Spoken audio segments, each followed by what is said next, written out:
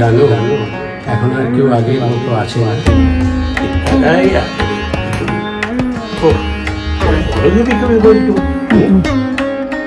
আজ আমি অত বছর স্বীকার করছি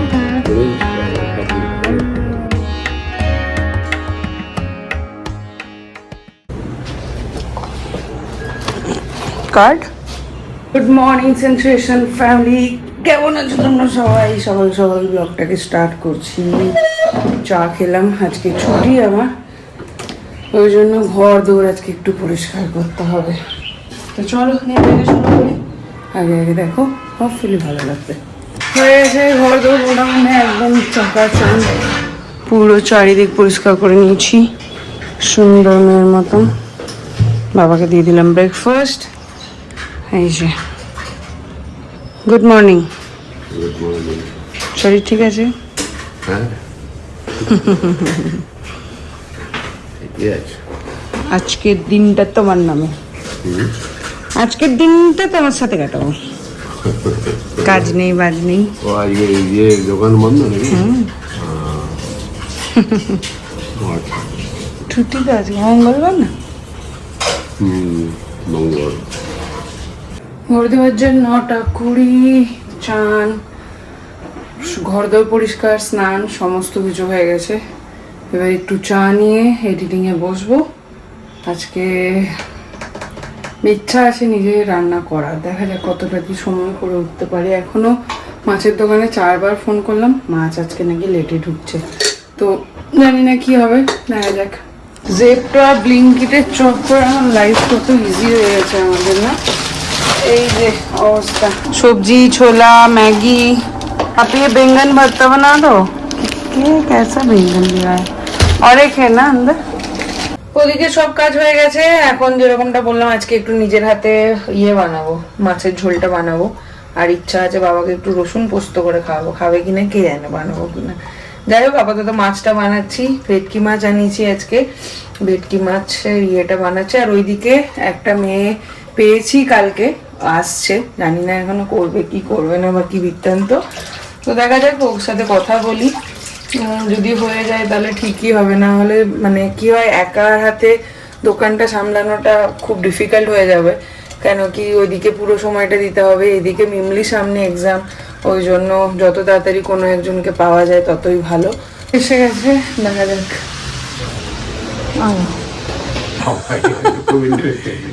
দেখি কি হয়। এই মেয়েটা, হ্যাঁ বাচ্চা মতন মেয়েটা। রেখে দাও। হ্যাঁ রাখতে তো হবে, অপশন তো নেই। দুটো রাখবে তো?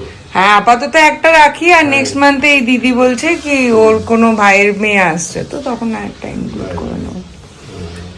দেখা যাক। ভালো না খারাপ জানি না, এখন শুরু তো করি। যাই হোক দেখি, পেলাম, ও বললো করবে। আর ওর মতনই হচ্ছে, কারিশমার মতনই, ছোটখাটো ওরকমই দেখতে।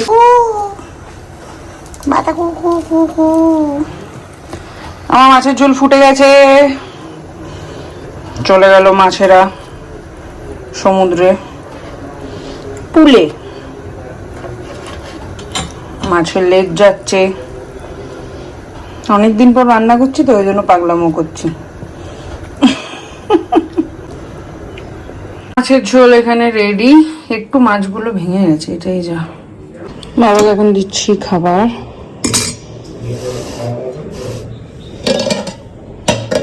একটা ওই বাবা মেয়ের।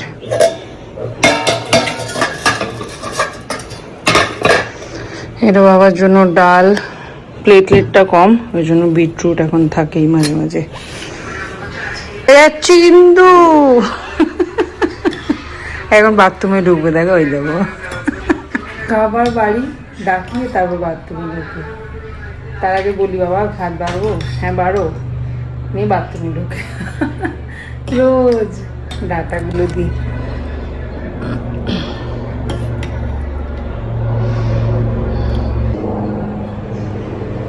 আজকে ওরা বাপ বিটি বাইরে, আজকে আমরা বাপ বিটি বসে গেছি খেতে।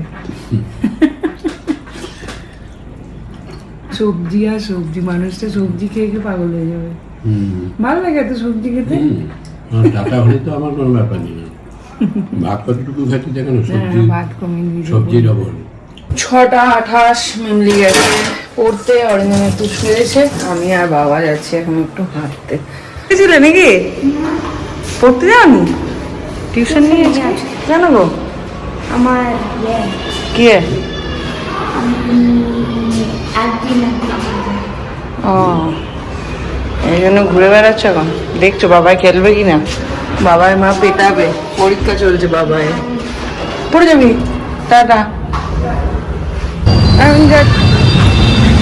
এখন যাচ্ছি বাবা আর মেয়েদের শপিং করতে। বাবার এই জামাটা খুব কমফোর্টেবল লেগেছে, ওই জন্য আর একটা নেবে। এসছি স্টারে, জুডিওতে অ্যাকচুয়ালি। চলো দেখি। বাবাকে বললাম দুটো নরম দেখে গেঞ্জি নাও ঘরে পরা। হ্যাঁ এই কালারটাও সুন্দর, মিষ্টি কালারটা।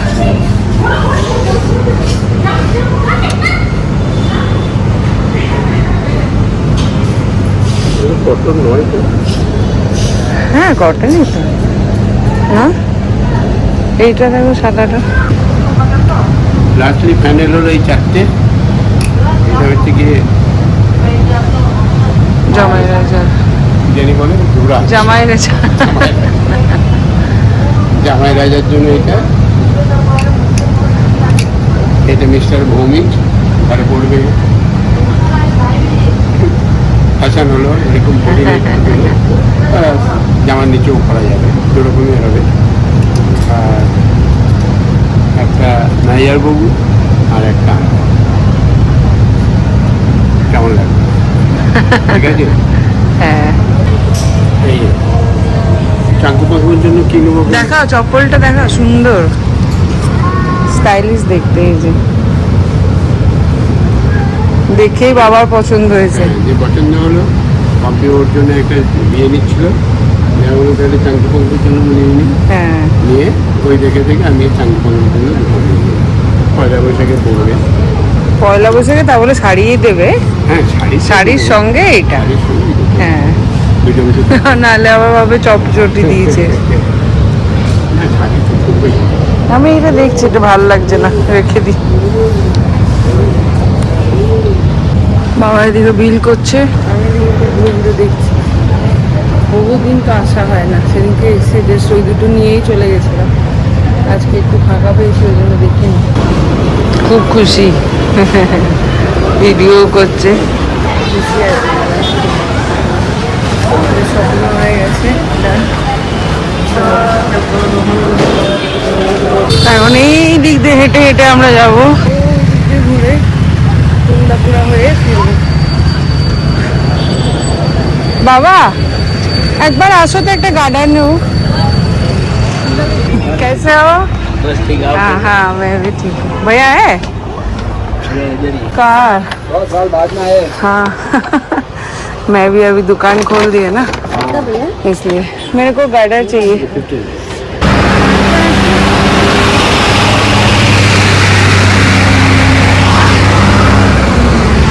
হাঁটতে হাঁটতে চলে এসছি প্রেস্টিজের উপরে।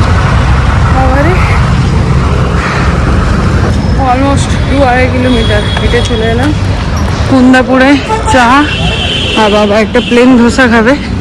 এবার এসে বাবার ধোসা খাওয়া হয়নি, ওই জন্য আজকে না। এবার এসে আর ধোসা খাওয়া হয়নি। হ্যাঁ প্রতিদিন সকালে চলে যাওয়ার সম্ভাবনা কম। দিয়ে বললাম যে তাহলে চলে টাকায় একটু চা বা কফি। আমাকে চকলেট দিয়ে নিজেই খেয়ে নিল। তোমার না সুগার, মেয়ে বলেছে তোমার না সুগার। সেই তো, এটা নাকি একটুখানি। আর এইদিকে চলে এসছে আমার আজরক কালেকশনস। চলো দেখাই তোমাদেরকে, ধরো ধরো। আমার মেয়ে সারাদিন হোমওয়ার্ক করছে, সোশ্যাল ওয়ার্ক কখন করবে কে জানে। সোশ্যাল ওয়ার্কটা কখন করবি রে?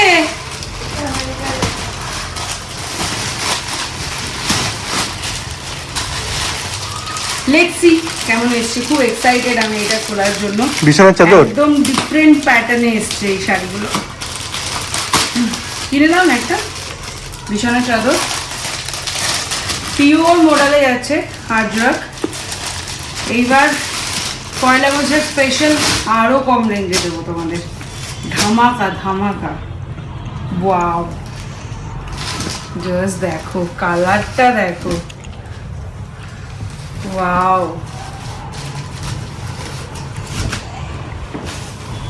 অসাধারণ। এই যাচ্ছে পুরো বডিটা, এই যাচ্ছে টিস্যু পাল্লা। দেখো গানে খেতে দেখে কালারটা কি সুন্দর, অসাধারণ দেখেন। নেক্সট আর একটা দেখাই, তোমাদেরকে দেখাচ্ছি মানে নিজেকে দেখাচ্ছি আর কি। এই যে।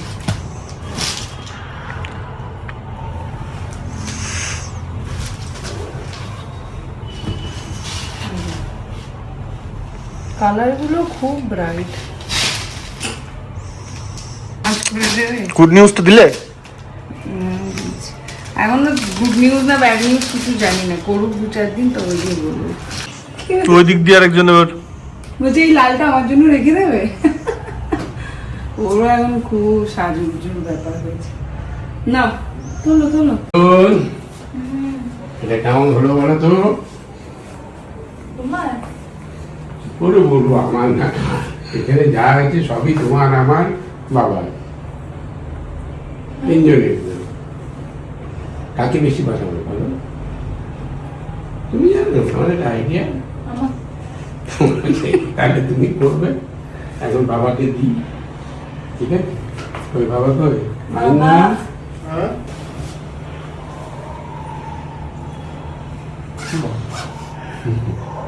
ছোট্ট উপহার, ঠিক আছে? সাদা কালো মিলিয়ে এগুলোই চলছে, হুম। বড় বড় সব। বড় বড় হয়েছে কিন্তু, না না, মানে ওভার সাইজ।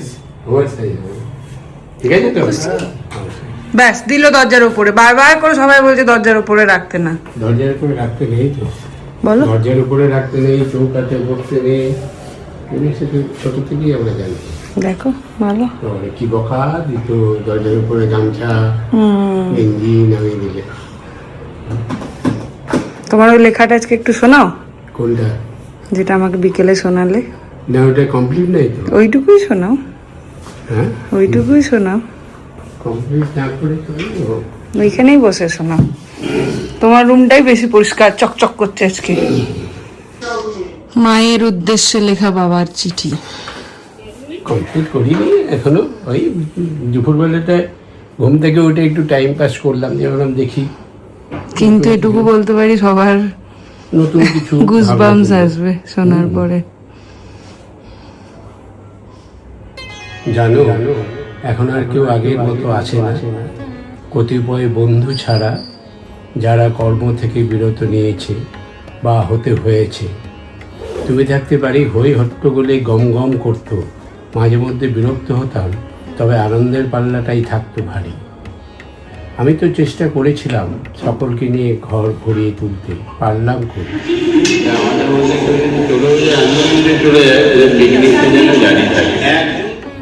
শুধু কি তোমার অনুপস্থিতি এর কারণ নাকি অন্য কিছু? তবে একটা ব্যাপার বুঝেছি, শারীরিক ও মানসিক অক্ষমতা থেকে কর্মবিরতি হয়ে পড়াটা একটা কারণ হতে পারে। শাস্ত্রে বলে কর্মই ধর্ম, আমিও তা মানি। তাই মাঝে মাঝে মনে হয় আবারও ফিরে যেতে। কর্মহীন মানুষ ধীরে ধীরে একা হয়ে পড়ে, প্রথমে সহপাঠী, আত্মীয় স্বজন, পরে প্রতিবেশী, বন্ধু বান্ধব, একটা সময় হয়তো সংসারের মধ্যে থেকেও একা। এক দুর্বিষহ জীবন কাটাতে হয়, এটাই হয়তো সত্য, যেটা আজ আমি বুঝতে পারছি। তবে এর জন্য কেউ দায়ী নয়, দায়ী একমাত্র কর্মহীনতা। কর্ম মানুষের প্রয়োজন মিটায়, প্রয়োজন থেকেই মানুষের কাছে আসা। প্রয়োজন না থাকলে কে কতদিন আসবে? তাই কর্মের মধ্যে থাকতে থাকতেই চলে যাওয়া ভালো, যেমন তুমি চলে গেলে। বহু ভাগ্য করে তোমায় সহধর্মিণী হিসাবে পেয়েছিলাম। আজ ভরা সংসারের মধ্যেও একা, একটা সময় কাজের পেছনে ছুটে দিনরাত্রি এক করে দিয়েছি। তোমার দিকে ফিরে তাকানোর ফুরসত ছিল না। মাঝে মাঝে মনে হতো তুমি আমার কাজের বিড়ম্বনা। ভুল ছিলাম, আমার কাজের অনুপ্রেরণা একমাত্র তুমিই ছিলে। তা আজ আমার ভাবনায় পরিষ্কার। না, অন্যদের মতো আমার কাজের অভাব নেই, কাজ আমায় এখনও ডাকে, তুমি এসো, না হলে যে জায়গাটা ফাঁকা হতে হতে অন্য কোনো শূন্যস্থান পূর্ণ করবে। প্রকৃতির নিয়ম অনুযায়ী কারো জন্য কোনো কাজ থেমে থাকে না।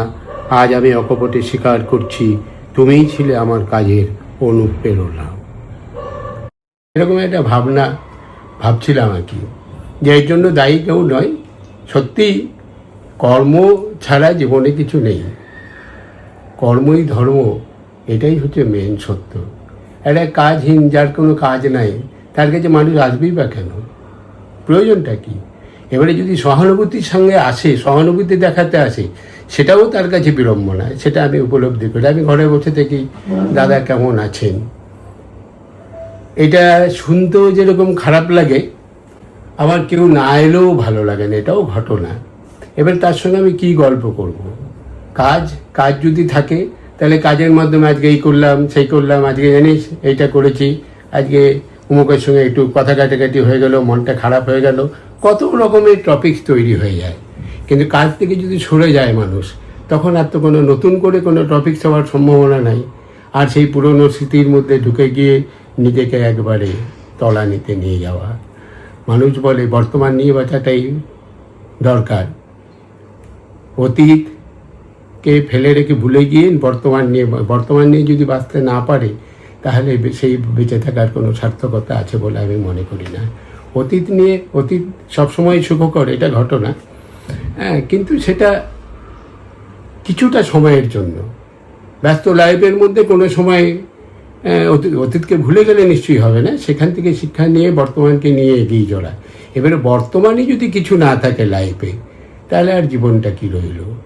সবই তো, জীবনটাই তো ভেসে গেল।